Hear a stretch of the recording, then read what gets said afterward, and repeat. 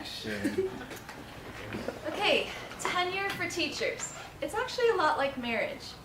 So the definition of tenure is after a probationary period, dating, you get permanent status as an employee. Marriage. Yet there's a big difference between marriage and tenure. According to the National Marriage Report, current divorce rate, 40 to 50%. But tenure has a 0.0008% firing rate, according to the National Council on Teacher Quality. So when barely 1 out of 4 kids can read and write at proficiency, why is it that 1 out of 100,000 teachers are finding themselves being fired? I submit the tenured system is flawed. It should be replaced by merit pay for educators. We will address the inherent flaws that keep the bad apples employed and chucks out the good apples, as well as a merit system that can help turn our students' education around at all levels of schooling.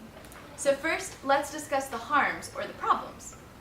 Tenure system is 1, it's failing students. 2, it's failing teachers. Our students are failing. 2 out of 3 8th graders can't read or write proficiently, according to the National Assessment of Educational Progress.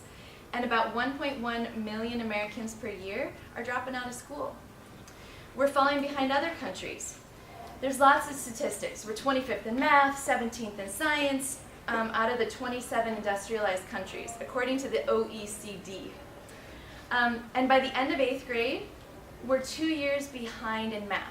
So I have one of my best friends. She teaches homeschool, and she was raised in Denmark.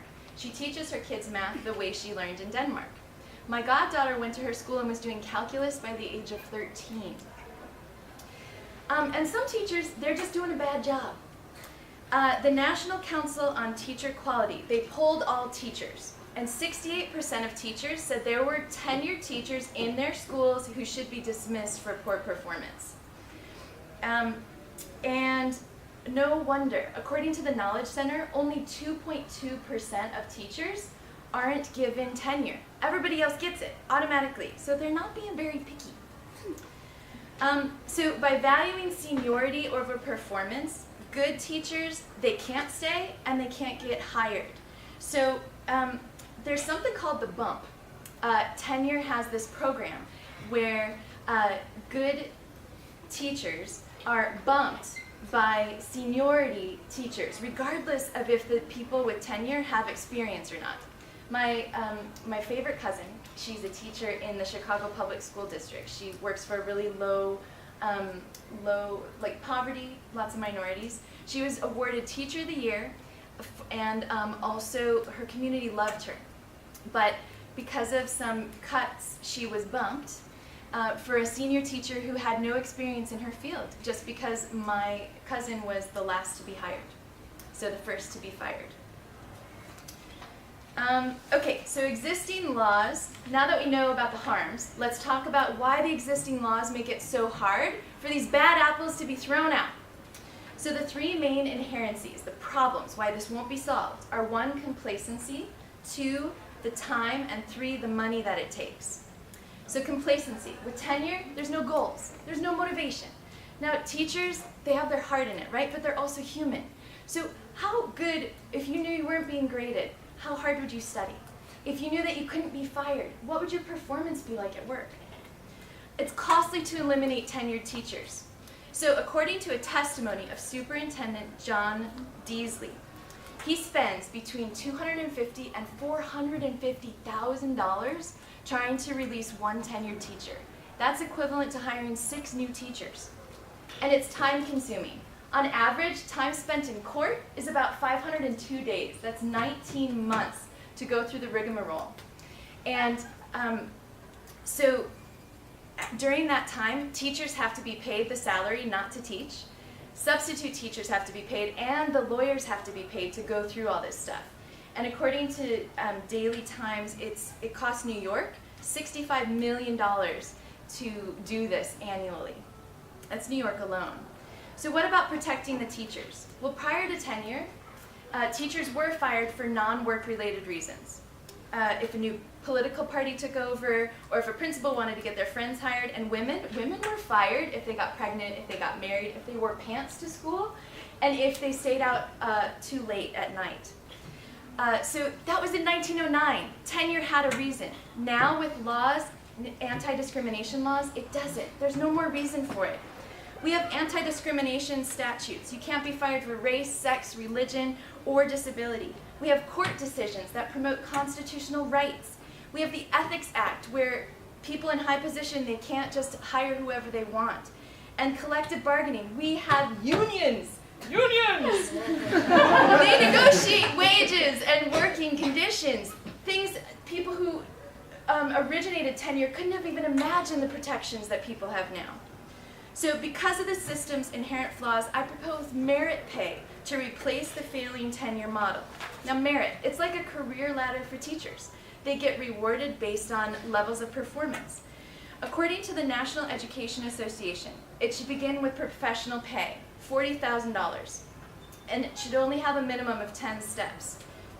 You should move through the salary system for being rewarded not for how kids do on their grades, but for your skill and education. So peer coaching, mentoring, certification, working in hard-to-staff locations. In Portland, so each school district would form their laws as they see fit. In Portland, staff gains credit for participating in extra duties. And then when they earn a certain amount of credits, they can change lanes and get a permanent increase of $2,000 to $9,000. Merit pay has government backing. The Obama administration created $4.3 billion in a Race to the Top Foundation to fund performance pay initiatives. So what are the benefits? High-performing teachers that get rewarded and acknowledged for their efforts. This is going to want to keep these high achievers in the classrooms. And we can remove lower-performing teachers without all this rigmarole. And in Stanford estimates that each good teacher, it improves the student's scores so that that student earns an extra $22,000 to $46,000 in their lifetime. Today, we spoke about the problem with our student success rates, the inherent failings of the tenure system, and why it should be replaced by the merit system. I'll leave you with a quote from the National Commission on Excellence in Education. The educational foundations of our society are presently being eroded by a rising tide of mediocrity that threatens our very future as a nation and a people. Thank you.